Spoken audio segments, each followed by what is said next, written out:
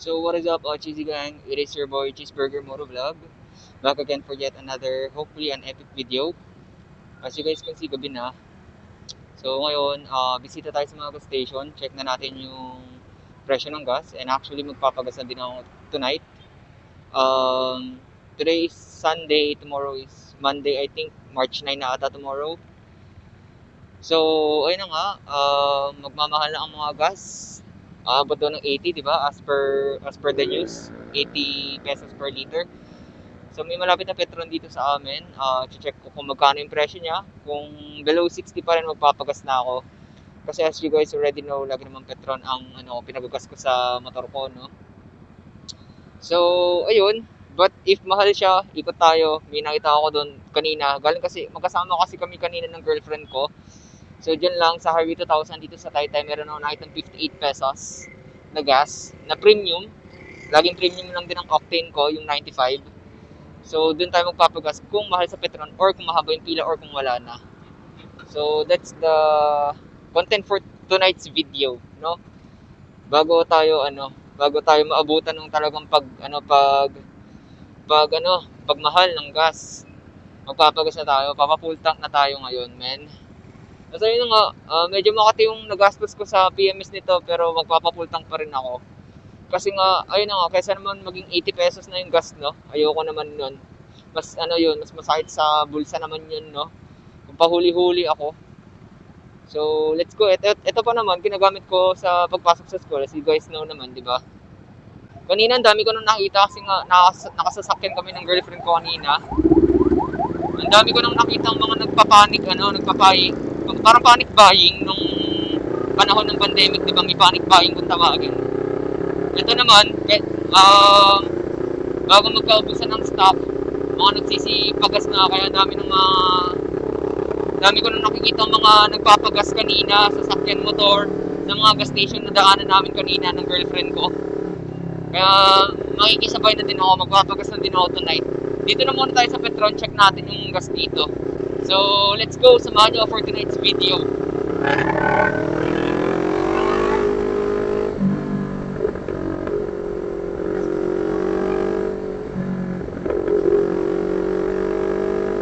Medyo malamig din ngayon ang hangin, which is good and masarap magmotor. Kahit na mainit yung buga ng hangin na binubuga ng NK. Magkano yung gas? Ang ina 64. Makate. Ayoko, Makate. 64. Katis yan, tol. Masyadong katis yan. Ninaitaw doon kanina 50. Di worth it.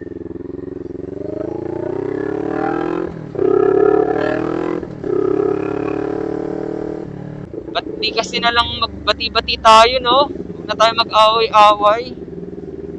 Ganon din naman.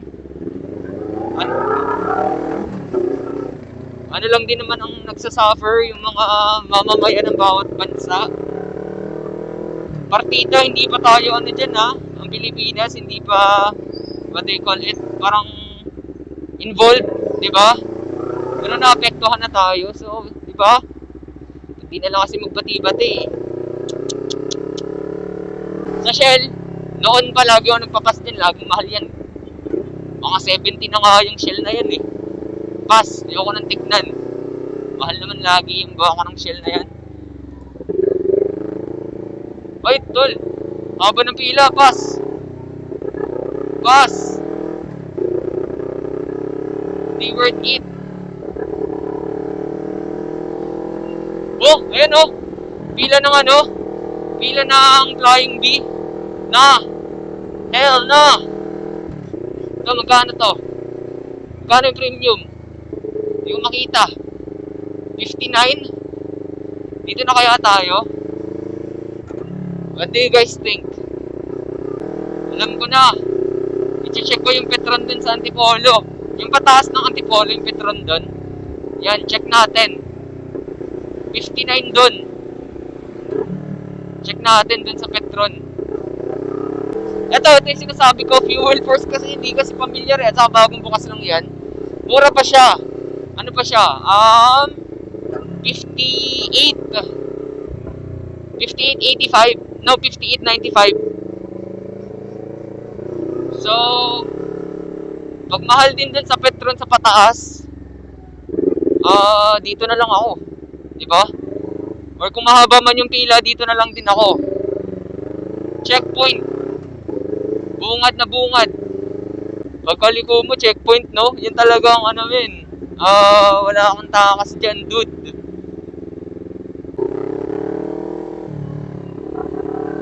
So, ayun. Antipolo tayo na lang, men. Pero may mga gas station din dito, yung Clean Fuel. Ayan, nagpapagas din ako minsan doon. Sinabi ko sa isa sa mga vlog ko na parang Clean Fuel ata yung pinaka-last resort ko ng gas station. Kasi meron akong hierarchy ng ano, yung mga gas station magkakatiwalaan dito sa makina ko. So, let's see. Check natin Clean Fuel. Magkano sa Clean Fuel? Oh my god, I'm seeing 60. Oh my goodness. Magkano ba? 67? Hell no! Mahaba daw pila sa Petron. But, tingnan natin kung worth it na ipila siya. Or pilahan rather. We'll see, we'll see.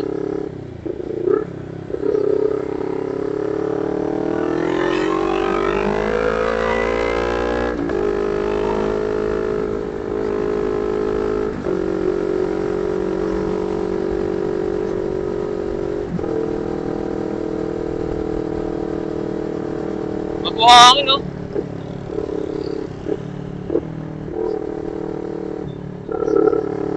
So, sana worth it pilahan siya at saka sana hindi madumi yung daan kasi sobrang linis ng NK ko ngayon. Inuna pa yung ano, no? Yung linis ng motor. Kasi ayun na nga, sobrang linis pa nito, hindi ko pa ulit ito nagagamit. Simula nung naanuhan ako ng coolant. Ay, coolant. Tama ba? Ba't coolant sinasabi ko? Nang ano pala fan, yung nasira yung fuse or pumutok yung fuse para sa fan. Kasi yun, obviously, tulad ng naikwento ko, sumirit yung coolant. Ayun, hindi ko pa siya ulit ginagamit. Well, obviously okay na siya kasi naka-PMS ko na siya and all that shit, no? Pero, malinis pa rin yung NK ko kasi nakataklob lang naman to sa bahay. So, sana hindi madumi. Dito pa naman dyan sa rotonda na yan, ng tikling kung tawagin dito sa Taytay. Last time, may sirang tubo kaya nagbabaha dyan. But ngayon, thank God, ano na siya, tuyo na siya. Hindi na siya madumi, hindi na siya basa. Ano yung nag-ring sa ano ko? Sa dito. May nag-ring, parang may tumawag. I-check ko lang, ha? Dito sa safe. Ako yung naka-big bike na ano, no? Concern din yung mura ng, yung presyo ng gas. How ironic. Dito tayo sa safe. Check ko lang. Tama, may tumatawag nga.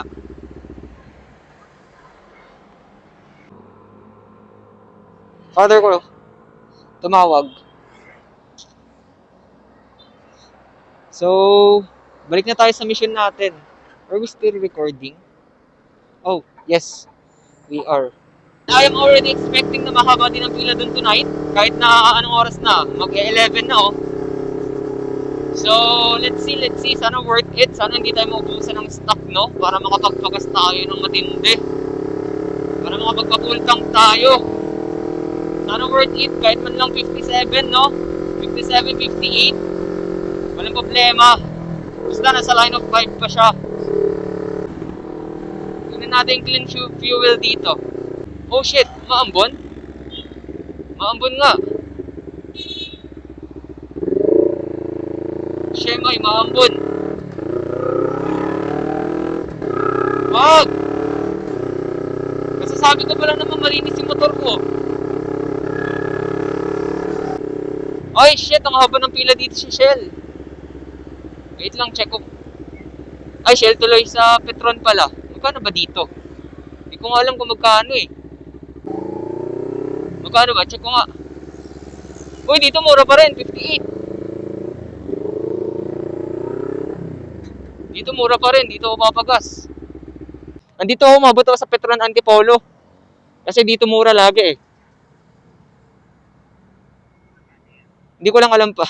Teka lang pa, i-post ko lang yung vlog ko kasi naka-vlog din ako ngayon eh. So wait lang guys, andito na ako, nakapila na ako ngayon dito sa Shell. Ay, Shell tuloy. Sa Petron. 58 ang XCS dito, ang premium. So dito na magpapagas at magpapa-full tank. Balikan ko kayo mamaya. Okay, so yun. Recording, yes we are. As you guys can see, nakapila pa rin tayo ngayon. So nakapila na ako dito for like, ano ba? More than 5 minutes na, no? Or going 10 minutes. Tapos in-interview ni Kuya. Papupull tank na din daw siya ngayon. Kasi may biyahe pa daw siya 3. Siguro mahabang biyahe. Tapos, ayun, full tank to. Itong nasa harap ako, ang tagal. Tapos kanina may nakita na din ako na may dala pang container ba? Siguro papakargahan din niya yun aside dun sa motor nila. Tapos, ayun na nga, buti dito 58 pa rin. Below 60 pa rin. Mahal na din yun. Compared to, to the usual price ng gasolina. Pero siya yung pinakamura kong nakita na Petron. Eh, papa-full tank na tayo dito, men. Katis talaga ito ngayon, men. Ano to, panic buying. Kumbaga ng pandemic, meron panic buying. Ito panic refueling.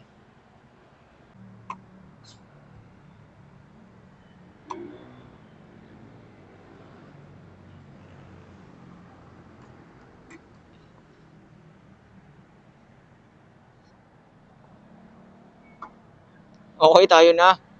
Full tank malala to. 58, 80. Pwede na yun. Mas katanggap-tanggap yan para sa akin kaysa dun sa mga 60 plus dun sa Taytay. Katis talaga yun.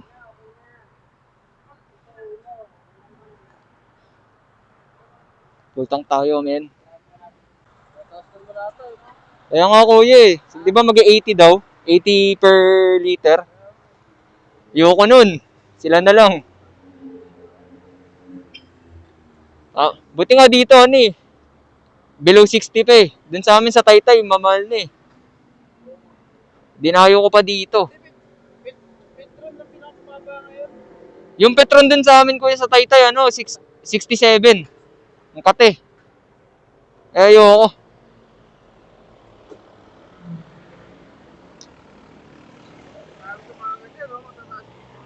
Ano kuya? Lalo sa mga ganyan, matataas sisi.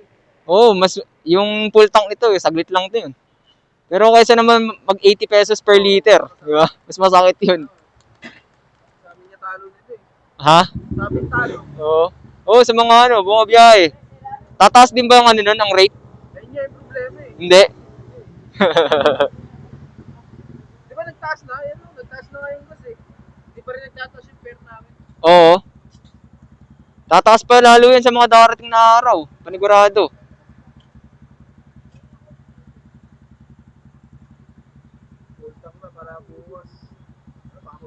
Oo, parang yun din sabi sa akin, bukas daw kasi magsimula yung talagang sobrang taas. Kaya pa full tank na ako. Yung Shell nga dun sa amin sa Taytay, 72. Grabing Shell talaga yan kahit hindi yan. Lagi namang mahal yun eh. Kahit hindi naman nagdadat, mataas talaga. Kaya nga iniiwasan ko din. Iniiwasan ko yan Shell, laging mahal. Lalo ngayon, mas lalong nagtaas. 72? Oo, 72 na dun sa amin. Nung flying bee sa amin, mura, 56. Yung flying bee dyan sa baba, ito nga haba ng pila. Kaso ang haba ng pila eh. Ito, may mga dala pang may mga container. Si ate nga kanina, may container po. Tatawa ako eh. Parang yung pandemic, panic buying. Pero tingin mo kaya din yan, tataas din yung, magkakaroon din ng increase sa rate nyo. Tingin mo? Pinag-uusapan pa rin sa management? Ay, malabo pa rin. Oo. Pag nagtaas na yan, mga 1 linggo, 2 linggo. Ano ba yung kailangan yung i-apila o may mga ginagawa naman silang hakbang? Wala. Hindi nagana yan yung Hindi nagkukusa? Kailangan may mga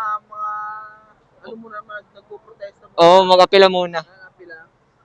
Iba, kailangan may mga magre-reklamo talaga bago sila Actually, mataas grab eh. Oo. Mababa lang talaga yung fare ng mga rider. Oo. Mataas yung ano, yung Ayun nga din iniisip ko kanina habang sa biyahe ko, sabi ko, kamusta kayo mga delivery rider, mga MC taxi? Tataas din kaya yung ano nila rate? mataas lang yung gas. Sana magtaas eh. Pagka hindi nagtaas ko, wala kayong magagawa. Simula nung isang araw nagtaas na yun eh. Oo. Hindi naman nagtataas. Pag nagtaas siguro talaga naman. Pag nag-ATM, Oo, talagang kailangan ng ano, may bumoses doon. Tapos di magbabago yung rate nyo. talaga mga nagre-reklamo na ano. Oo. Tsaka pala nagtataas. Alam mo naman sa atin, di ba? Oo. Kailangan muna Mag-post mo na sa Oo, kailangan may i-social media mo muna eh, bago ka mapakinggan eh. kasi mo ng gobyerno. Kasi yung gobyerno, sisitahin yung mga ano. Oo. Tsaka pala sila mag-ano. Pero wala.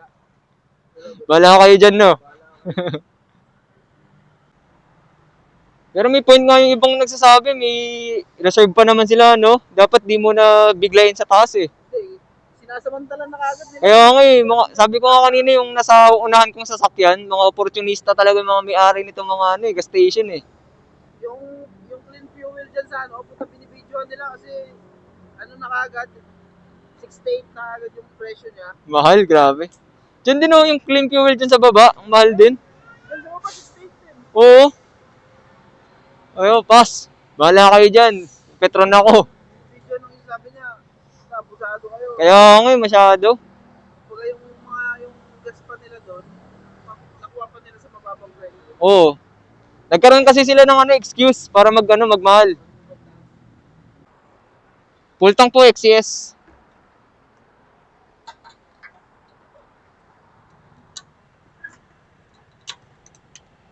$58.50.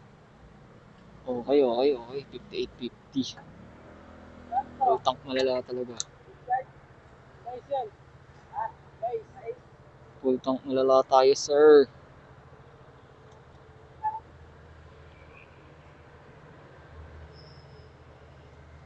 Nakatikat na.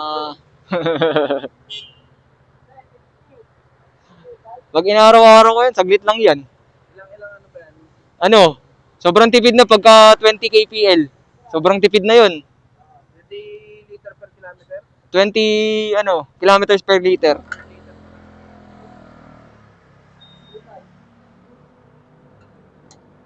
Pero ano yun kuya, expressway yun pagka ganun. Pag dito sa atin sa Metro Manila, 15 lang ako madalas, 15 kpl. Sila to traffic, you know? Oo kuya, dun talaga yung magasto sa gas pag traffic. Okay. Nakamagkano tayo, di ko alam. 10 liters. 623 pesos, 10 liters. Katis. Recording ba tayo? Oo, recording tayo. So, hintay lang tayo ng sukli. Ayun o. As you guys can see, full tank. Aray ko, katis. So, hintay lang tayo ng sukli. Then, bounce tayo dito man. Baba tayo. Ano kuya? Yung akin yung 1,000 na bayad. 10 liters.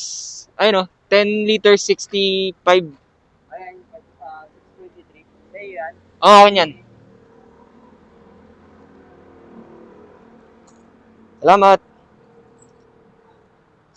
Ang ano natin ay 10 liters, 65 ml, 623 pesos.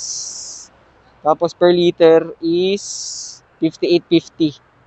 Okay. Mission success. Batsi na tayo dito. Nagawa ko ng mission ko. Shout out kay kuya na nakausap natin dito. Yeah, sige ya.